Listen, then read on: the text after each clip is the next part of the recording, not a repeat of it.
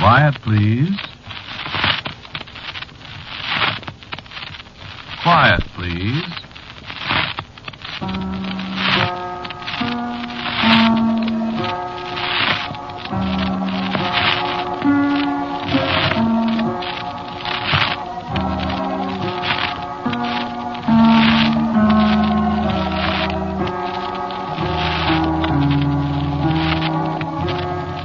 The Mutual Broadcasting System presents Quiet, Please, which is written and directed by Willis Cooper and features Ernest Chappell. Quiet, Please for tonight is called 3.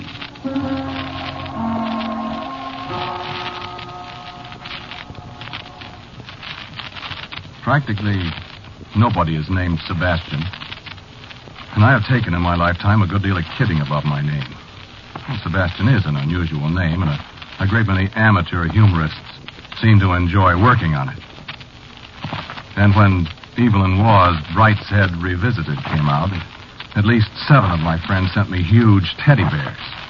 If you should happen to need a teddy bear... but I didn't come here to talk about teddy bears. I thought maybe you might help me. Well, at least I can tell you. May I?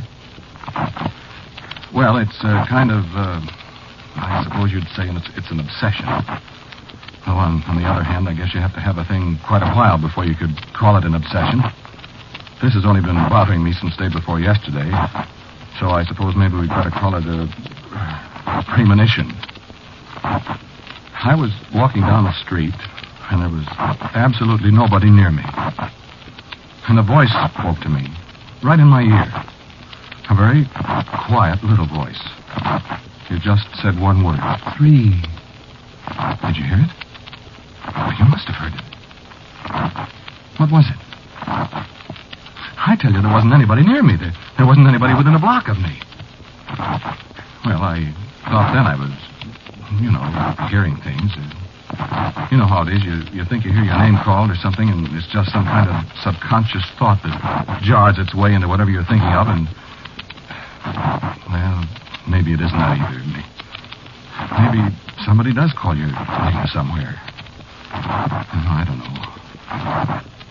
I suppose I might have forgotten it, except for one thing. I walked on down to the office and I went into the lobby. I stood in front of the elevator. The door opened finally. I got in. Another man got in behind me. He stood right in front of the door in the middle of the car. The operator started to close the door, and the other man spoke. 3. And it suddenly came. It was the same voice. And I was suddenly seized with the most dreadful fear I've ever known. I scrambled past the man as the doors drew together. Hey, look out, mister. What do you think Let me out. Let me out. Well, for Pete's sake, make up your mind, will you? I stood panting in the corridor, watching the indicator above the door as the car went up. 2, 3.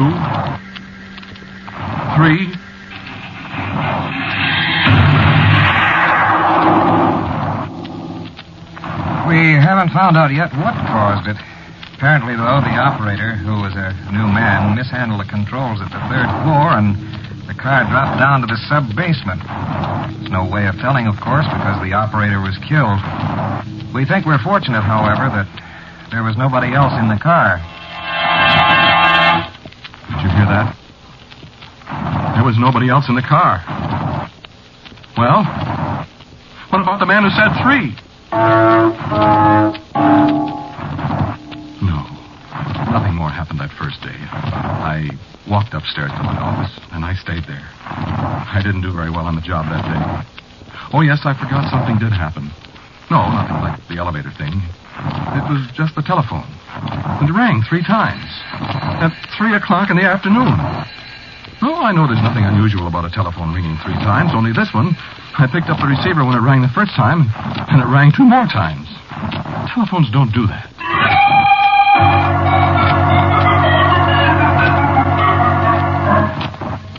That was all the first day.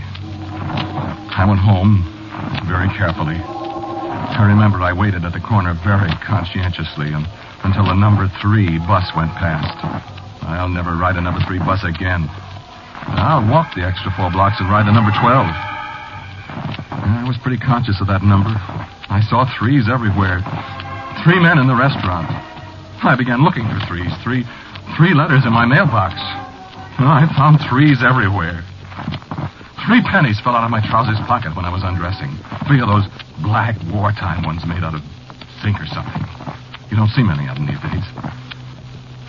They look somehow sinister lying there on the bedspread. 3 black pennies. And all of a sudden I remembered they used to put pennies on dead men's eyes. And then I thought, but there's 3 of them. I haven't got 3 eyes. And you know what? I said to myself, I wonder if maybe I have got 3 eyes. And I walked over to the mirror and looked.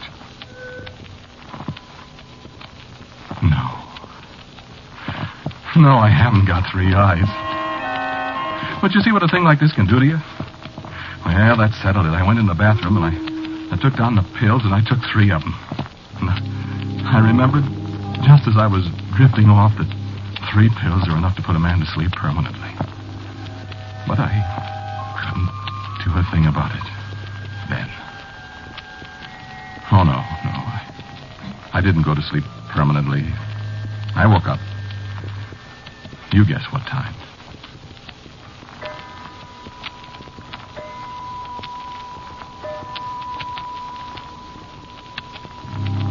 I didn't sleep anymore. I sat up and smoked cigarettes. When it was daylight at last, I dressed and went out. First, though, I counted the cigarette butts. I'd smoked 1 whole package and 13 besides. You can count it up. And the street was deserted early in the morning. I walked past the movie house. The sign on the marquee said, last 3 days. I went down to the office. Walked all the way. I walked upstairs. This was only 7 o'clock in the morning, mind you. I unlocked the door. And there were 3 men in my office. At 7 o'clock in the morning. I just stood there and looked at them. Good morning, Sebastian. Who are you? My name is Lee, Sebastian. Well, what are you doing in my office at this time of the day? Sebastian, this is Mr. Dix. Good morning, Sebastian. I said, what are you doing in my office? And this is Mr. Gay, Sebastian. Did you hear me? What are you doing here? Please, Sebastian. Will you answer me, or do I have to call an officer? I think we'll put the desk over here, Dick. I'd like it better along this wall, Lee. We'll have to have a new rug. And new draperies. Listen, you 3. Certainly, Sebastian. What is it, Sebastian?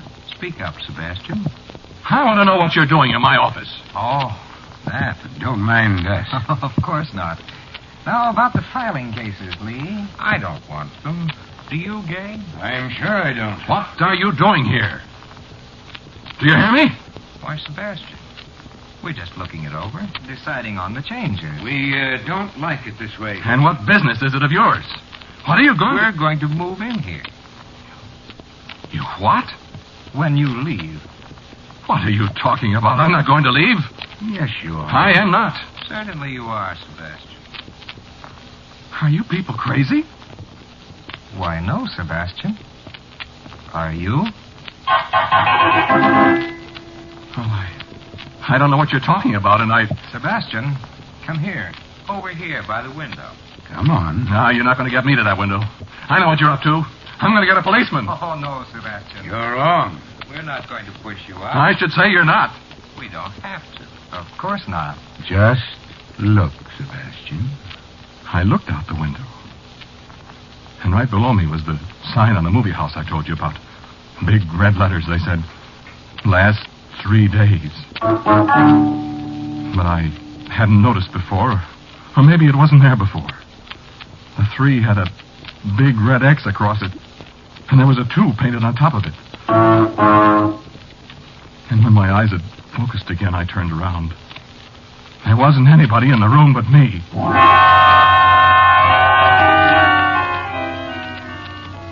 Yeah, that's right. The door was closed, and there's only one door. The only thing that was different from the way I'd left it yesterday was the calendar pad on my desk. And there were just 3 pages left on it. And the top one had a big red X scrawled across it.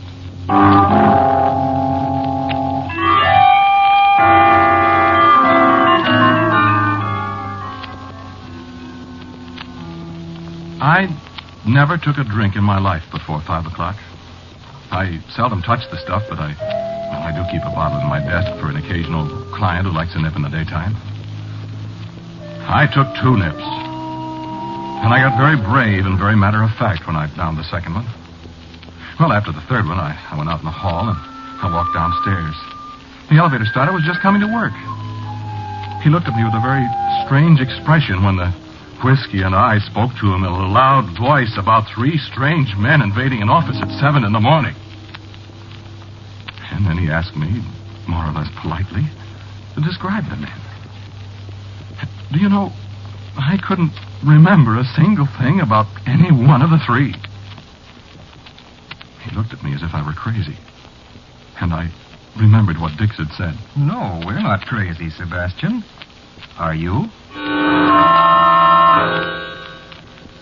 I don't know. Maybe I am. A man can't be haunted by a number, can he? Or can he? You remember what I told you about being careful about the number 3 bus? Well, a number 3 bus rammed into a light standard last night and caught on fire. No, only one man was killed. I saw his picture in the paper. I thought there was something familiar about his face. And then it came to me. I walked over to the mirror above the washstand in the corner. Why, the man looked enough like me to be my twin brother. Or to be me, for that matter. What is this thing? So then I sat down at the desk and I thought some more.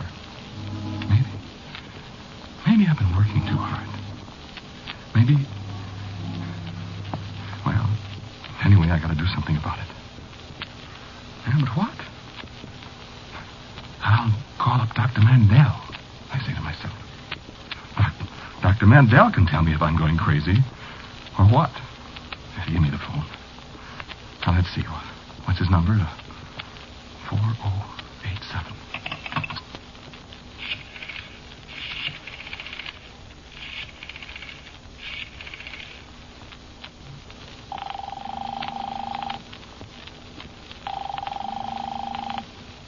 Good morning.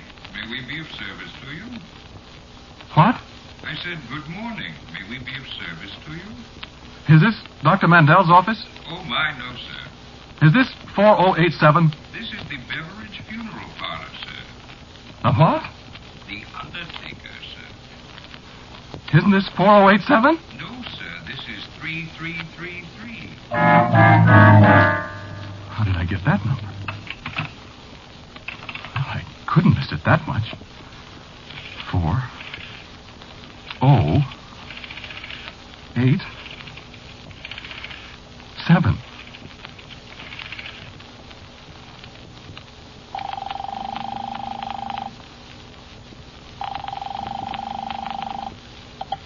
Good morning. May we be of service to you? Who is this? You dialed 3333, sir. This is the Beveridge Funeral Parlor. I'm sorry. I can't be that drunk. Huh.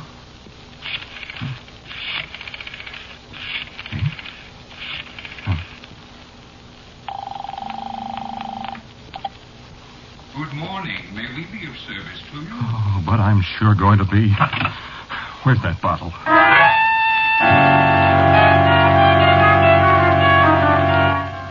This is the telephone company. Look here, there's an insane man who keeps dialing this number and telling me it's the wrong one. Can't you put a stop to it?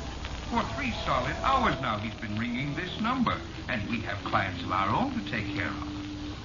Well, I don't care what you do, but stop that man. No matter what I dialed, it always came out 3333.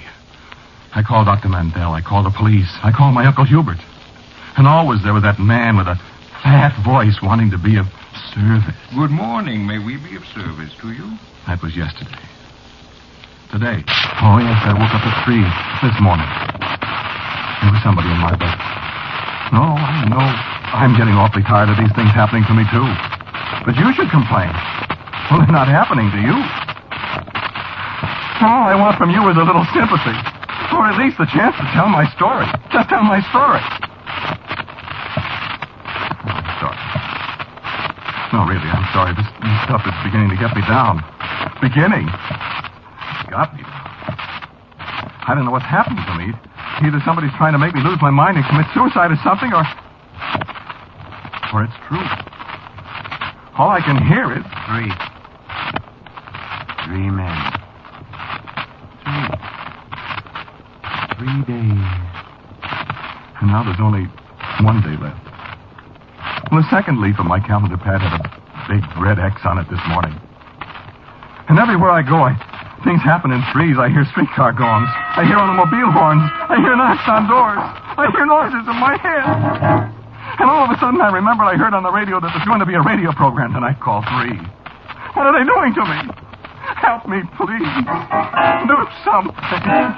Please, please, please. You hear that? You hear the way I'm talking? You hear me? Sebastian. Look, I can't stand it any longer. I've got to do something. Well, it'll be 3 o'clock in just a little while, and I know that's going to be the deadline. Well, I know it. So do you know it, don't you? Who is it that hates me? Who is it that's going to get me? Is it you? All right. All right, I know what I'll do. I'm going in here. I'm going to have a drink. You stay out there, all 3 of you. I walk inside. The bartender is standing behind the bar. Hello, bartender. Hello, Sebastian. How did you know my name? Why, you told it to me. I did.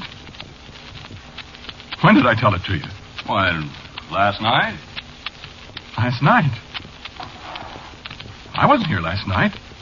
Well, this morning, then. Why, I wasn't here. I've never been here before. Oh, now, Sebastian. You got a hangover? Oh, no, I don't remember. Why, sure, you was in here with them 3 men. What 3 men? You know, the fellas with the funny names. Funny names. Yeah, you know, all 3 of them with the 3-letter names. Dix? Sure. Dix, Lee, Gay. The 3 threes. When was this, bartender? 3 o'clock this morning.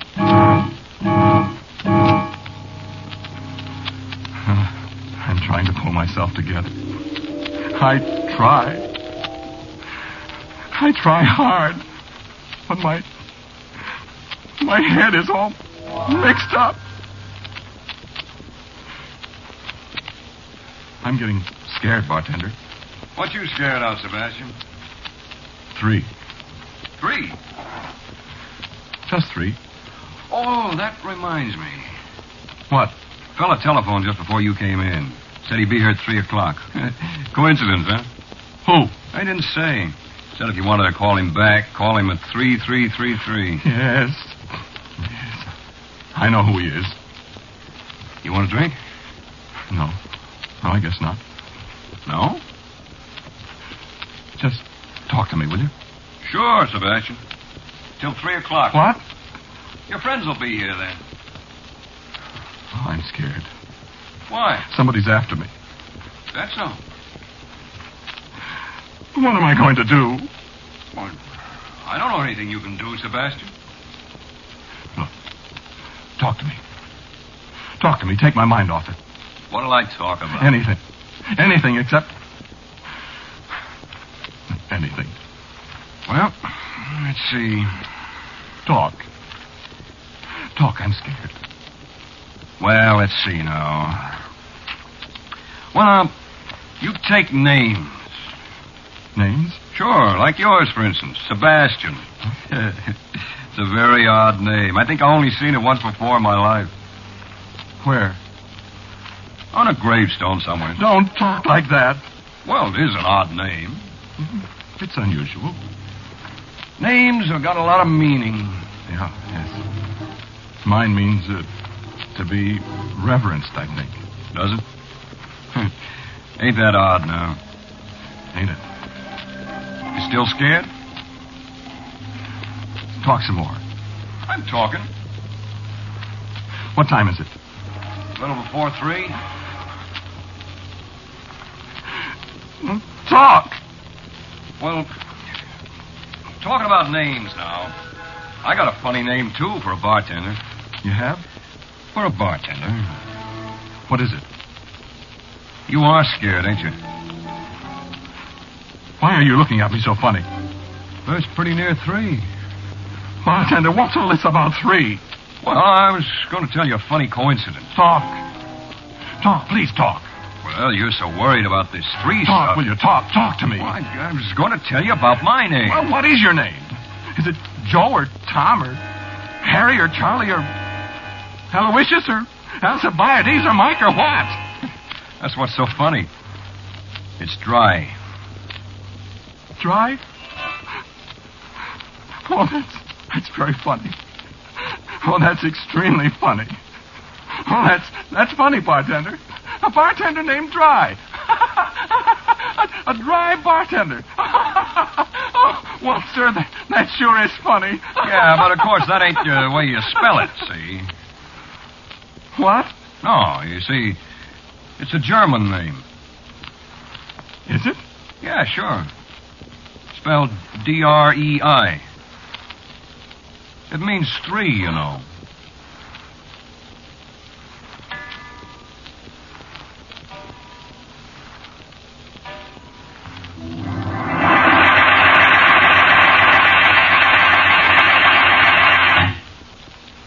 No more 3. No more 3. No more bartender named Dry. What do you suppose it was? I'm never going to hear any more 3s again, am I? Oh, yes, I am. You remember? When the judge says to be hanged by the neck until dead.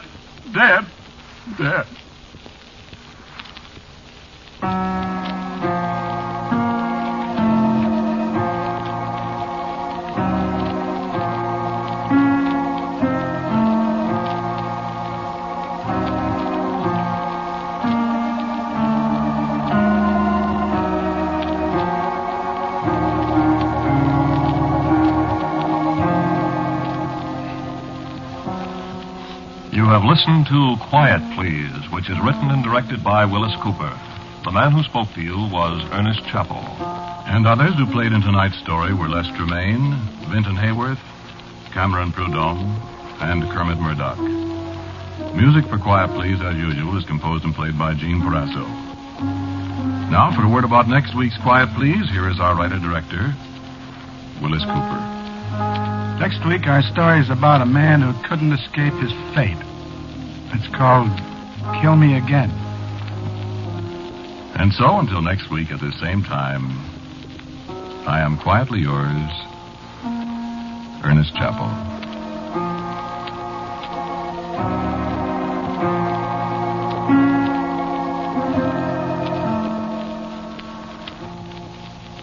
Quiet Please comes to you from New York. This is the Mutual Broadcasting System.